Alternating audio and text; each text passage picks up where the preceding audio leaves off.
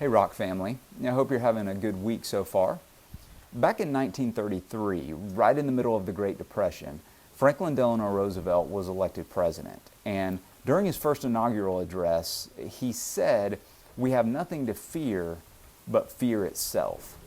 Now that's a bold proclamation, because what it suggests is that the fear within us can do more damage than the very thing we are afraid of.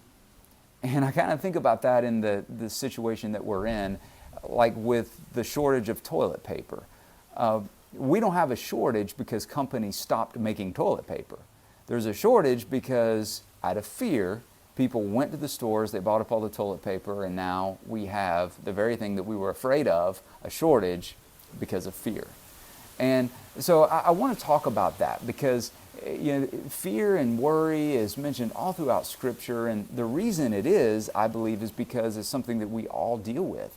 And when I talk about fear, I'm not talking about the act of looking out and seeing threats and risk and taking action to manage and mitigate those threats. For instance, when we drive a car, like we know that there's some danger involved with that, but we put our seatbelts on, we look around and look for other cars. Hopefully we stop at stop signs, right? So there's things that we do because we understand that it's risky. If you're swimming in the ocean and all of a sudden you see a bull shark, hopefully you mosey on out of the water. Those are good things. I'm not talking about that type of fear. I'm talking more about just that festering fear, that lingering anxiety. Proverbs 12:25 says anxiety weighs down the heart. And a lot of times I think we look at fear through a question, the question, what if? What if this happens? What if I lose my job? What if the economy doesn't turn around? What if I get the report back from the doctor and it's not good? What if we have another miscarriage? What if my best days are behind me? What if? And we play things out in our mind and we allow that to weigh us down.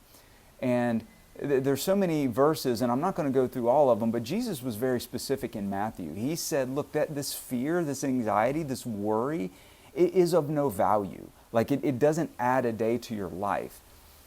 And we tend to, I think, get the false sense of control. By worrying, we're somehow warding off all these what ifs. But we're not. In fact, what we're doing is we're letting these what ifs into our lives, and it's having a negative effect even before the problem is happening.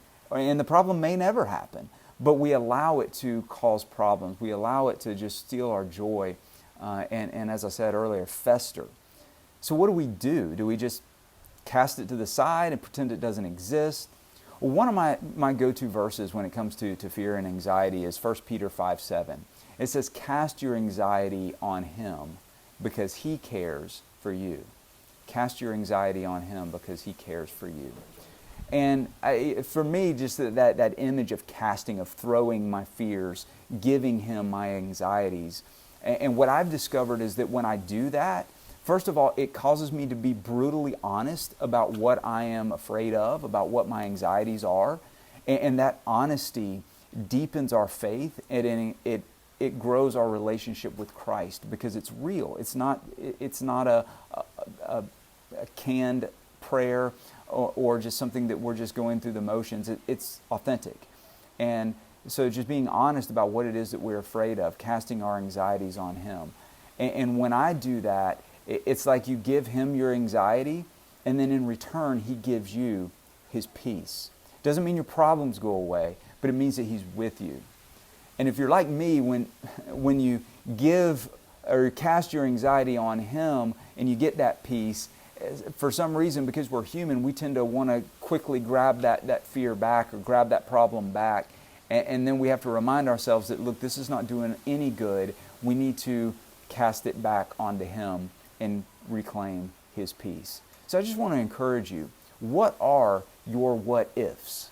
What are the things that you need to just give to Christ and let Him take that and let Him give you His peace in return? Because the worrying is not doing any good. It's not adding any value. it's only causing harm.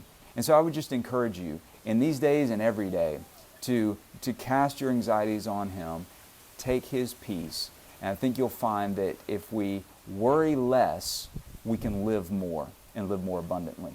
Thank you all. God bless you, and have a wonderful week.